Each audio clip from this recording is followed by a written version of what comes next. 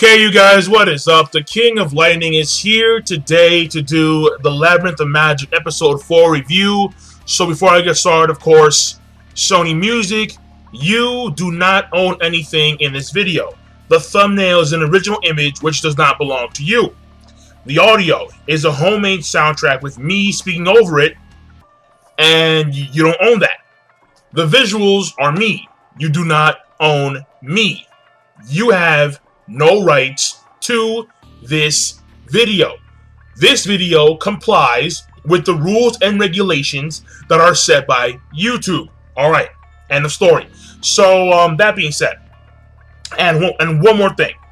Right now, Hurricane Sandy's coming in with full force in Western New York. I mean, it's gonna get bad later tonight and like tomorrow morning.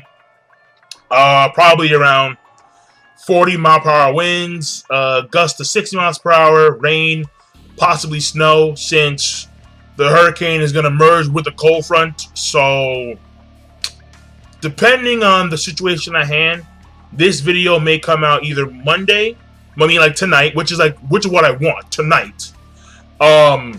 Tomorrow morning, or it could, if there's a power outage, it could come out Wednesday or Thursday. So that's what it's going to be. And I apologize for the lateness if it's actually late. I do. So that being said, this episode of the Labyrinth of Magic, overall, I thought that was good. I really did. Because the thing here is that, I must mention this, the pacing for the last two were a little bit fast. They were. I noticed that. I did. The Labyrinth itself, it felt really underwhelming.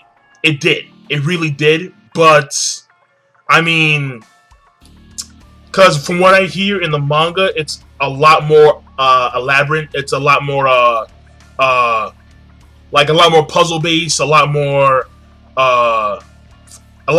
imposing. So, I mean, that's the manga. Clearly, in most scenarios, the manga is better than the anime. And in this case, the Labyrinth itself, the Almond Tower, was very underwhelming. It really was. I mean, basically, it was like some weird fire trap, some weird monsters, some alternate, like, city, some dead city called the Necropolis, or whatever it's called. And then that was pretty much it. So, I mean, I expected more. But then again, the manga version has a lot more. Apparently, the manga started off different than the anime, so, you know, I mean, obviously, like to me, it's kind of obvious because, again, mangas are usually portrayed better when it comes to their series as opposed to anime. That's the way it usually goes. But that being said, when it comes to this episode, I thought that was good because we learned three important things occurred in this episode. Actually, four. Number one is we learn about those weird little birds that fly around whenever magic is engaged, and they're called either the Ruku or the Ruhu, and I believe it's the Ruhu because the K is silent. I believe so. So the Ruhu. That's number one. Number two, we find out about the origin of the Magi, and I'm gonna say Magi, not Maggie, because Maggie is it's not appealing. Magi sounds cooler, much cooler. That's number two. Number three is that we get introduced to a character who appears to be very important to the series. And the reason why I say that is because in the opening, she has like a fan. And in this fan, there's a gem in the middle. And the gem in the middle has the same double hexagon structure, which is very similar, if not exactly identical, to the one that Alibaba has on his dagger sword, and the one that Aladdin has on his flute. And her name is Hakue Red. So she appears to be very important. I believe she is she the queen or the princess of this kingdom called Ko? I forgot which one she was, but I think she's a leader. Either way, princess, queen, empress, whatever. I don't know, but I think she runs the shit whenever it comes to Ko, the country. And then the last thing is that the eldest, the daughter of this guy from the head Koga clan, shaman Chaman, whatever her name is, all right, Granny. She got taken out. She got taken out quick. I mean, it was like, and this was fucking obvious. I mean, come on, like this was obvious. They were in the group over a bonfire, and then she's like, I need to go, like, relieve myself, quotes, and she's looking at the stars, thinking about how she has to protect her people, arrow to the back, fall down, dead. So, yeah, I mean, clearly, I mean, come on. Granny got taken out. She lost focus. She wasn't aware of the situation at hand. Her senses were keen.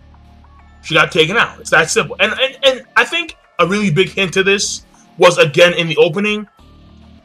We see Aladdin. He's utilizing her staff as a power conduit when it comes to Ruhu. So, that was a sign. I mean, either she would have given him that staff at the end, or she died and he took it as a memento. That's the way, and then now that we know that she got shot with an arrow to the back, I'm assuming that she died. I mean, I really am. So, yeah. It makes sense. Yeah, it does. But, overall, those are the 4 key things that happen in this episode. At the beginning, there's a few scenes with Alibaba, and Alibaba's with that one big dude, whatever his name is, fucking doesn't matter. Basically, he winds up meeting Morgiana, whatever her name is. And Morgiana, she winds up telling Alibaba that, you know, well, Alibaba, apparently with the money he gained, he freed the slaves. That's what he did. He freed the slaves, and Morgiana at some point, she's going to go back to her homeland. She's not too sure when, but now it appears that, what's-her-face, Alibaba, he's going to go off and find, because he's going to go off and find Aladdin. Because they separated once they got out of the dungeon, and it's been like 3 days, so now he's gonna go and look for Aladdin so they can go on another journey and go to like another tower and yada yada yada. And then we go to Aladdin, and then Aladdin apparently wound up in this location, like these weird plain areas, and that's where we meet the Koga clan. And the Koga clan are basically like, they were at one point in history, they were like a really really really powerful fucking clan, but now they've diminished into like plain folk, horse, whatever, like, you know, like they're not powerful at all. They're not. In fact, Hakue, she wants to assimilate the Koga clan into her own clan of Ko. And Ko want to unify the world underneath the banner of peace, which we know is like, you know, not gonna happen. Because, I mean, first of all, this guy, her assistant, like not the young kid with the blue hair, but the older dude, he took out Granny. He did. He had to. It was him, obviously. He took out Grandma. Shit. Out to the back, dead. I mean, come on. Like, it was him. It was him. It had to be him. I mean, the way I see it is that this guy, he's the one who sent those guys to capture the women of the Koga clan. And then, as a diversion, when they were all happy and rescued and they were at their most vulnerable, and Grandma decided to go relieve herself out to the back. I mean, like, this guy's genius. Like, he's smart. And now there's going to be war, because when you kill, I mean, especially when you kill the leader, there's going to be a battle, going to be a war. I mean, maybe Aladdin can prevent that from happening. We're not too sure. We'll see in the future episodes, but I think he can, maybe. If he unleashes enough power, yeah, probably. And when it comes to episode, I must say, it was animation. The animation was good. Okay, so let me talk about the whole entire, the Ruhu. Yeah, these little birds, alright? So these birds that fly around are called the Ruhu. And the Ruhu are, and this is what it is, the old lady, Grandma. She was speaking about how once you die, the body returns to the land. Makes sense, duh. But the soul returns to the Ruhu. And so I'm assuming that the Ruhu are souls, like they're souls of people.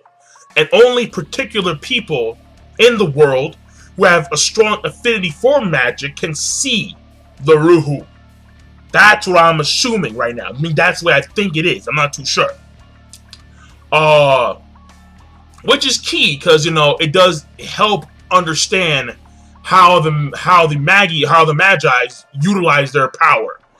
And also how maybe even the genies, how they utilize their own power. But then again, when we saw Amon, I didn't see any Ruhu around him or circulating around them, so I'm not sure.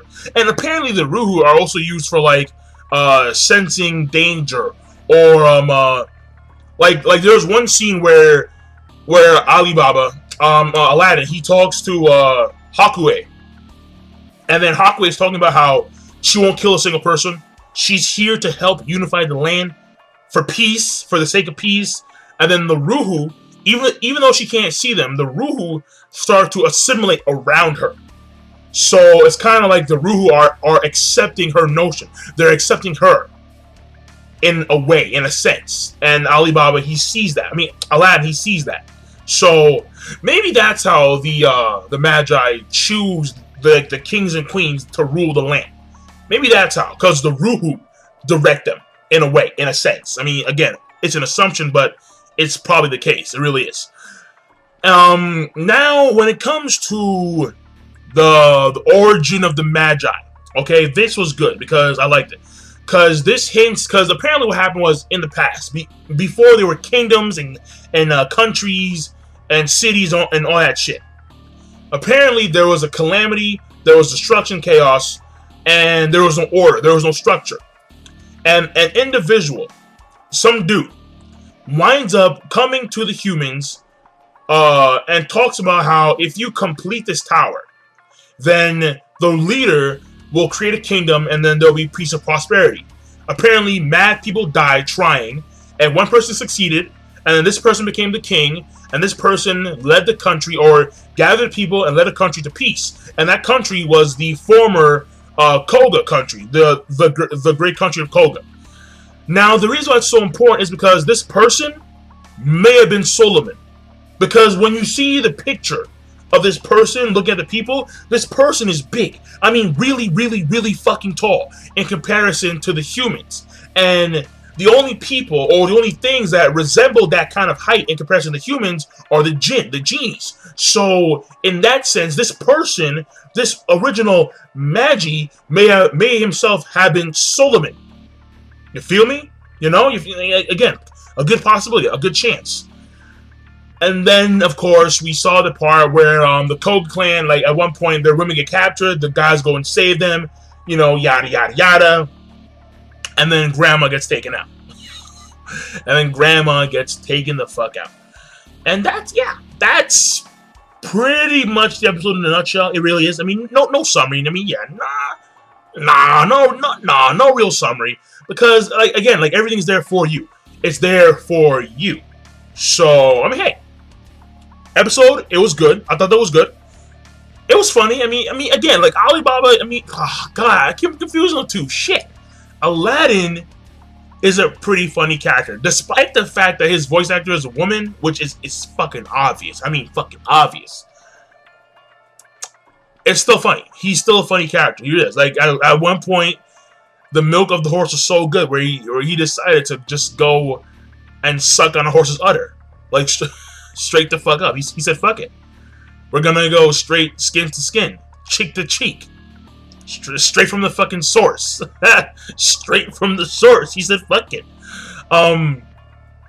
But basically, like, again, like, the main focus, I think that, again, was A, the Ruhu, B, the origin of the Magi, C, Hakuei Ren, and B, Grandma being taken out. Yeah. Granny's being taken out. That's a problem. That's always a problem. So, I mean, yeah, we're done. We're fucking done. I mean, other than that, nothing else really. Nothing. I mean, again, like I said before, it was this guy. It had to be this guy. No one else. I mean, the assistant of the freaking, the assistant of Hakuei, it had to be him. It just had to be. Like, this guy bleeds evil, for Christ's sakes. Like, he bleeds it. It was him. It was him. So, the title of this chapter review, I mean, this episode review, is probably going to be, Granny got taken out.